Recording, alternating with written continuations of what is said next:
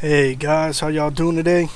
Got Shinjoi here, and I'm going to be bringing y'all a little primer, I guess you could say, on the Mage class. Some builds that work really well for early leveling, and one that's a little bit more challenging, but can still be a lot of fun. First, I'm going to start out with the Necro Warlock Stormcaller. Now, this is one of the basic presets that you start with. But what I've changed is I've changed the Stormcaller soul from, I believe the preset has it as Dominator, and I changed that to Stormcaller. The reason I did that was because you get Electrocute, and Electrocute is basically a 3-second channel knockback on an enemy that does a decent amount of damage, and that's really critical when you're starting out with a mage to get those mobs off of you. Now, when you first begin this build, it's pretty cool. It does a lot of death damage, there's a lot of dots, and it's got a couple of direct damage cast time spells. But the build is centered around using your pet for tanking, casting dots, casting AoE dots, AoE ground targeted dots, and being able to load up multiple enemies and damaging all of them at the same time. Now, when you start out, you're going to start out with your Lesser Skeletal Zealot, which is a decent pet until you leave the newbie area. Once you leave the newbie area, that pet just doesn't hold aggro. So what I recommend doing is putting all your beginning points into the Necromancer tree. I'd skip the Deadly Plague Bolt, putting points into it while it is nice, and you are going to be casting that quite a bit starting out. I recommend putting points in Death's Ally instead, because the way this build and the way I've created this build is centered, you never end up casting Deadly Plague after the first couple levels, just like you never end up casting Void Bolt after the first couple levels. It all relies on dots and AoE damage. So go ahead and put your first 5 points in the Death's Ally, and then when you get up here, go ahead and put your next points in the Flesh Rot, and then you want to finish out that second tier with Ghostly Power. And by this time, you should have Summon Lesser Skeletal Knight unlocked, and that'll be your main tanking pet all the way up until you're around in your late 20s, 30, 31. And then from that point, just continue on in the Necromancer tree. Go ahead, pick up Grave Rot, pick up Death's Influence, which is basically all the spells you cast are death damage, so it's a direct damage upgrade for you. Next, go ahead and pick up Master Chirurgeon, that increases your pet's health. And then put your next one in the Ancient Tomb for 21 points in the Necromancer tree. And what Ancient Tomb is going to do is that's going to unlock the Greater Skeletal Knight, which is the one that I have summoned right here. He looks pretty badass, I think. And he's an outstanding tanking pet. He has an AoE taunt ability. He has a charge. You know, he's just got some good stuff, and he's really good at keeping aggro once he establishes it. And I'm gonna go on ahead and show you how to make that so when you're casting your dots, so that you don't have to command him to attack. Now, after you get your 21 points here in the Ancient Tomb, you can go on ahead and pick up Improved Soul Purge if you want. You won't need it too much until you get into your late 20s, early 30s, but it's a good thing to have. It's a self-heal, and it's a channeled damaging ability that also heals your pet. With Soul Purge and Improved Soul Purge, it is so OP with keeping your pet up. I mean, Soul Purge itself heals your pet for 10% of its health every second.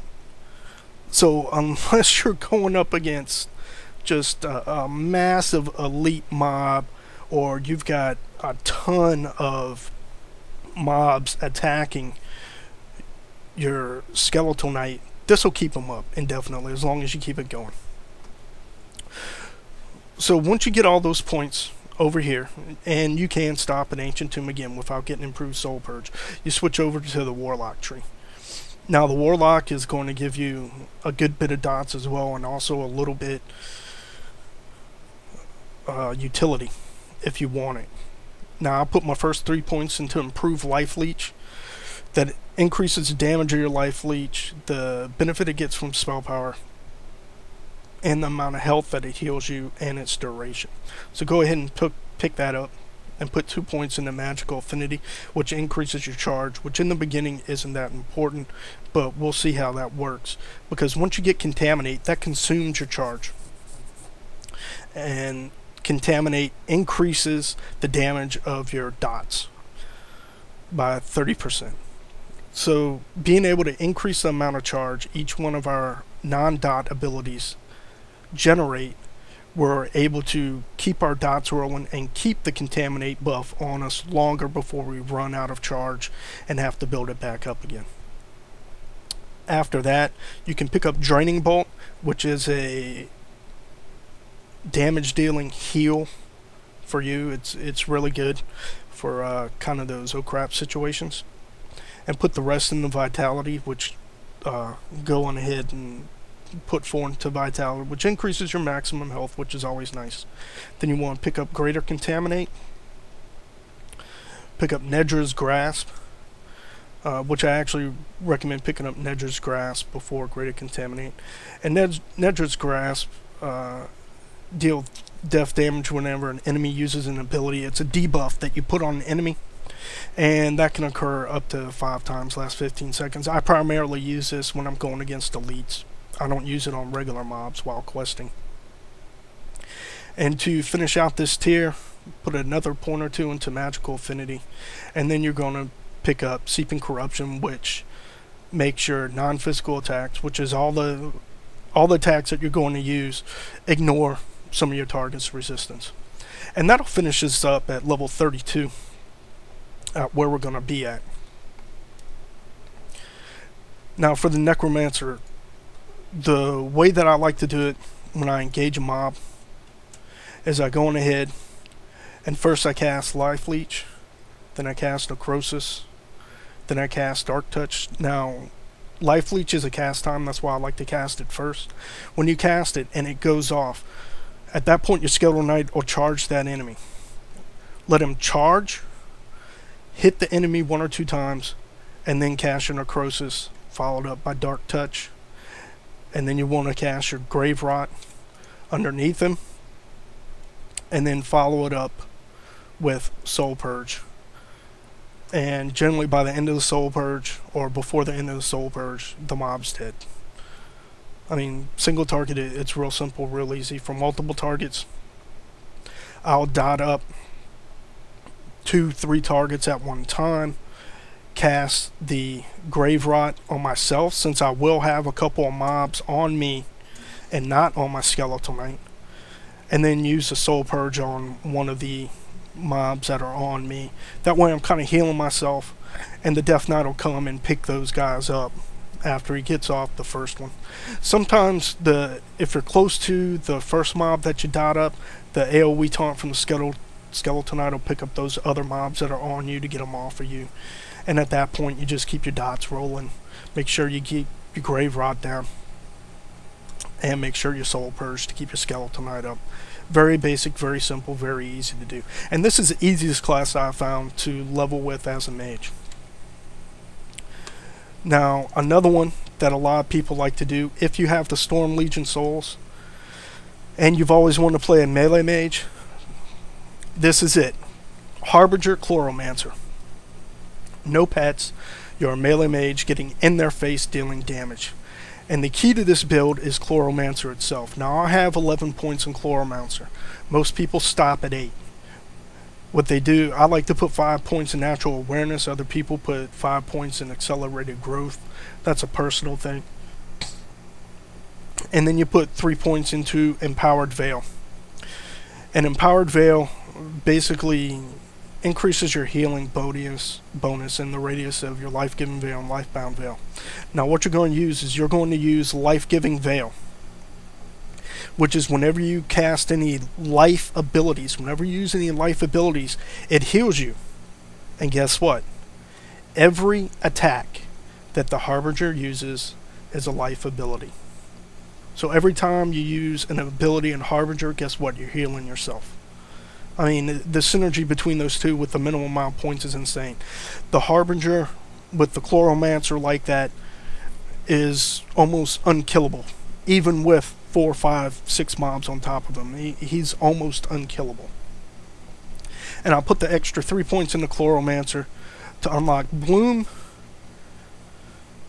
and going ahead and pick up Healing Slipstream, which makes my Bloom an instant cast heal, which is just another heal that you have on your hotbar for when you're taking quite a bit of damage and your life-giving veil can't keep up with it. You can cast your Bloom to give you that burst healing that you would need to keep going. And with Harbinger, basically after you've put those points in the Chloro, everything goes into Harbinger. I mean, everything goes into Harbinger. Go ahead and increase your dodge first, and then move on to the next tier. Get Nimble Blade, pick up Blazing Blade, move on to the next tier. Pick up Piercing Beam, pick up Intensity, put a point or two in the Eldritch Knowledge, go to the next tier. Pick up Razor Edge, pick up Disabling Shock, which is a stun, single target stun. You can pick up Lightning Riposte if you want, which is based off of your dodge or parry. Gives you a chance to deal extra damage based upon those. Pick up Living Charge, pick up Improved Blade Rush, put another point down here. Now you can go ahead and pick up Eldritch Power if you want, if you're going to be using some cast time spells. I don't. I like all the spells that are instant cast with Harbinger. You can pick up Planar Retreat, which is an oh crap button. It teleports you backwards 20 meters out of, maybe you got a huge group of mobs and you need a breather for a few seconds. That gives you that time.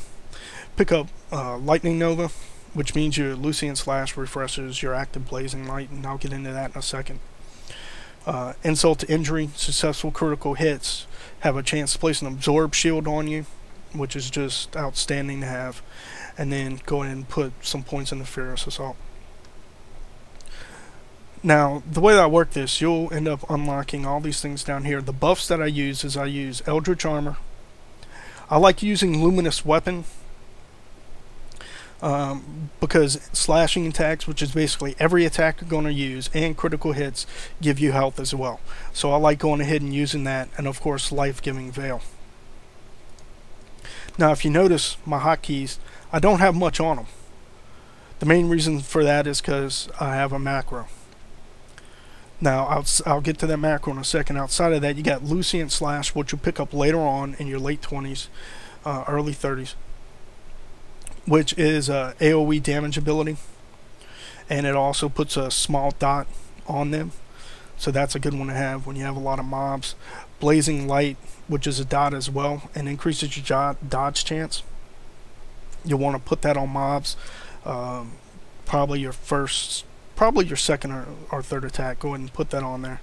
I got Radiant Spores. If I'm going up against an elite, I like to cast that on them just for that little extra random healing that goes on.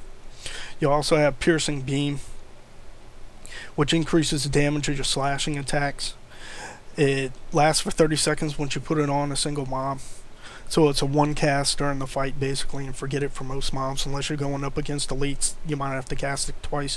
Or if you're doing zone invasion bosses at the end, you're going to have to cast it quite a few times. Make sure you keep that up.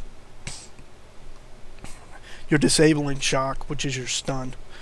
Entropic Veil, which you can use if you're going up into a tough fight. It consumes charge and increases your damage and healing. You got Charge Blade, which increases the damage of your slashing attacks and consumes 5 charge per cast. It's pretty decent. Planar Shield, which is another shield on you. It's another charge using ability. It's a good one to have if you're in a tough fight. And then you also have Introspection, which causes damaging attacks to return 5% of your mana if you're getting low on mana. But it reduces your damage by 10%. I have never had to use this. I haven't had any mana problems at all. So, for the macro, here it is. I show Blade Rush so that I know when the cooldown's up on it. Blade Rush is generally only used out of combat to engage a target. There is a, I guess you call it the top of the tree. There is an ability that you can take that makes it usable in Improved Blade Rush. Here it is. That makes it usable in combat and has a chance to stun for 4 seconds when used. It's pretty good to pick up. So I've got Blade Rush, Vorpal Slash, Storm Fury. Blade Rush, Vorpal Slash, and Storm Fury all have cooldowns. That's why they are before Storm Slash. Storm Slash does not have a cooldown. So all of these, the top 3 will go off on cooldown, and until you get Improved Blade Rush, that one won't be going off at all in combat, but you'll be able to use one button to engage a target. So you use one button, you engage the target, and then you can come down here, hit Lucient Slash if you want, hit Blazing Light if you want, hit Piercing Beam if you want. A lot of times on regular quest mobs I don't even worry about all that, unless I've got a huge group of them around me. Then I might pop off a couple of those to kind of buff my damage and healing. And basically, after you engage, it's a one-button macro. I mean, this is it. That's all I use. Really simple, really easy, and you're almost unkillable. You know, you're pretty much unkillable. Now, to get into a build that has a little bit more difficulty to it, if you like a challenge, it's what I like to call my Ice Storm build. It is Elementalist and Stormcaller. Elementalist is used for the pet. Stormcaller is used for your damaging abilities. Elementalist also adds a little utility to us. So what I like to do is I kind of alternate between the two when going up. You can concentrate on Elementalist first if you prefer to hurry up and get your level 30 plus pet. I would definitely make sure that you get it by level 31, 32, because at that point the lesser Earth Elemental will really start failing at holding mobs. But you go on ahead, pick up Biting Cold, pick up Charged, which increases the crit chance and damage on your Lightning Strike spell, which is going to be your main opener for this. Make sure to pick up Ice Shield, which is an absorption shield. It lasts 30 seconds or until the damage is gone, and the cooldown's 30 seconds. I mean, it's great to have. You get a mob on you, pop it, bam, it's good to go. Alright, then you want to pick up Stone Armor, which reduces the damage that you take through armor and also reduces the damage that your pet takes. Abrasion, increase you and your pet's attacks, increase 4% your target's armor and resistances. That's just kind of a little damage buff. Icy Gale is a knockback and snare for 6 seconds up to 3 enemies. It's outstanding. Weathered increases the health of your pet. And then going in and pick up Greater Elemental Affinity, which allows you to cast your Greater Air and Earth Elementals. Now for Stormcaller, going ahead and start out with Lightning Rod, which reduces pushback caused by damaging attacks while casting area of effect spells. Stormcaller has a lot of AoE spells. Not that much single target, but there is some single target in there, so don't fret. Alright. And then go ahead and pick up Scatter Bolts, which allows your Forked Lightning, which initially only affects up to 2 enemies to affect up to 8 enemies. Pick up your Icy Vortex, which reduces damage taken by 25% and applies hypothermia and snares the attacker, reducing their movement speed for 10%. It's a self buff, early on self buff. Charged Atmosphere increases damage of your AoEs. Arctic Chill, which is another movement speed reduction when you cast certain water and air spells. Storm Shard gives your air abilities a chance to make your next Icicle cast within 10 seconds instant and reduces the mana cost by 40%, which is going to be pretty key to how we're going to be attacking. Pick up Ride the Wind, which is kind of an oh crap button, increases your movement speed by 50% for 10 seconds. It allows you to get out of pretty much any situation. Wind Chill is another knockback up to 5 enemies and reduces their movement speed. Strength of the Cold just increases damage to your water spells, which will be your Icicle primarily. And then you have Ice Shear, which increases the damage that you do to a mob by 5% per stack of Electrified for 15 seconds. Now, as far as spells that you have Hypothermia and Electrified, which puts charges on whatever mob that you're attacking. So if you're using a air spell, it'll put electrocute charges on it. If you're using a water spell, it'll put hypothermia charges on it. And of course you get your forked lightning, your electrocute, which is pretty awesome. It's a 3-second channel spell that knocks back and does damage. You have your Icicle, which is normally a 2.5-second cast time that deals water damage. Now, with everything that we've picked up top, don't let that water damage there,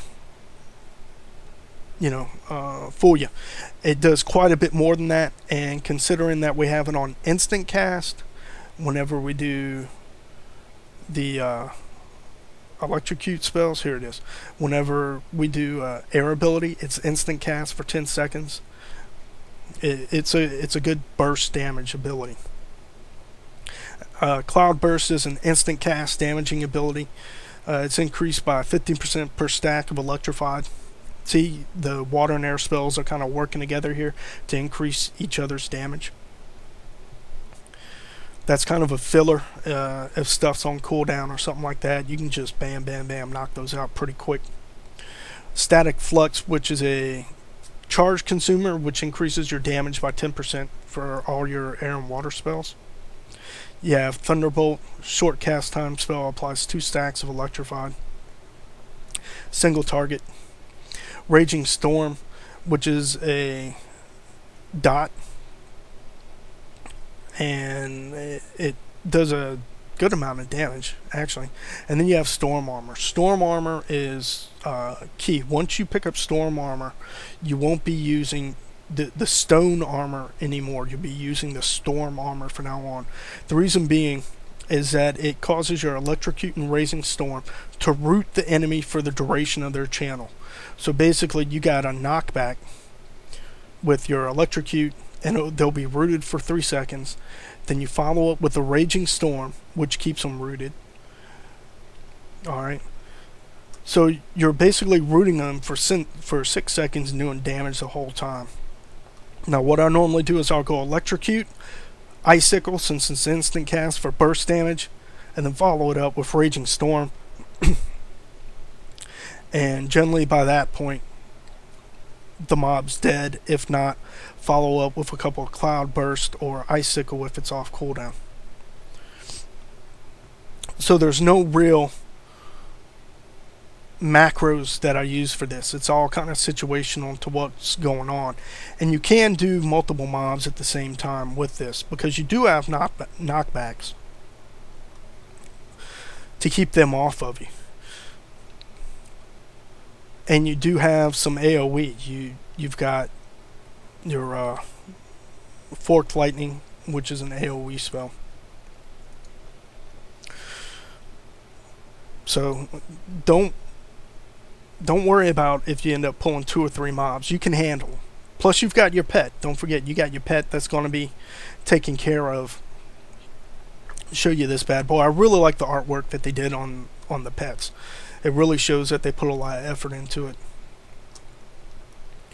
I mean, if you look at him, he's glowing, he's moving. You know, he's got little rocks that fall off of him on occasion. He's pretty cool. So your pet has threat generating abilities, obviously. He's got a single target taunt. He's also got a AoE taunt, and he's got a charge, just like our skeletal pet did. Same thing. So what you can do is open up with Electrocute, which will knock back and root the enemy. He'll charge in and take care of him. Now if you want to AoE pull, you would open up with Forked Lightning. He'll charge into him, hit him, do a single target taunt, Then do his group taunt. Alright? And at that point, they're stuck on him, and you can start burning them down. Now, something else you also get by going into those 21 points, you also get a heal for your pet, which is 15% health every second for 5 seconds. It's actually greater than the Necromancer Warlock heal is, but it doesn't do damage. That's a trade-off, but it is a greater heal. So there you have it. It's basically pretty easy. Opening up AoE, Forked Lightning, which is a cast time. The pet will charge in. Give him a second or two to establish that threat on the group. Pop your heal on him, and then go ahead and work on your single target burn downs with Raging Storm, your Icicle. You might want to do a Lightning Strike first for a big burst hit at the beginning. That's something I like to do if I'm pulling single target elites. Go ahead and open up with Lightning Strike, then hit Electrocute, Icicle, Raging Storm. If they're coming in on me, hit them with a Icy Gale or possibly a Wind Chill. Go ahead and hit them with another Lightning Strike, and go through those. And don't forget that you do have an Absorb Shield to use. You also have that's Icicle. Why is Icicle? I've been showing y'all Cloudburst. I'm sorry. Need to switch up those two. I don't know how they got switched, but yeah. So you'll go Electrocute, Icicle, Raging Storm, Icicle, Cloudburst for your instant cast heal, Forked Lightning for your AoE. You've got a Charge Consumer for your Static Flux when you get in those situations with elites. Very simple, very easy. This build's a little bit more challenging,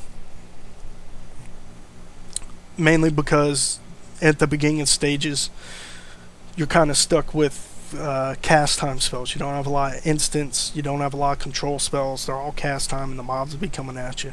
So it's a little bit more challenging than the Necro or the Harbinger. Personally, I prefer the Necro. I just like that style of play. I like the dots. I like being able to engage multiple targets at the same time with it. A lot of people love the Harbinger. If you have the Storm Legion Souls, go ahead and give it a try. But this is to show you that there are other builds besides that one that you can do. The Necro Warlock is extremely easy. The Ice Storm, which is your Stormcaller and Elementalist, is also fun to play to change things up. Now, a lot of people like doing Pyro. I don't like doing Pyro. You've got a lot of cast time spells with Pyro, even though you do have some single target dots and ground based AoE. I just don't like the playstyle. Now, once you get into higher level content, the Pyro does end up doing more damage than any of these other builds.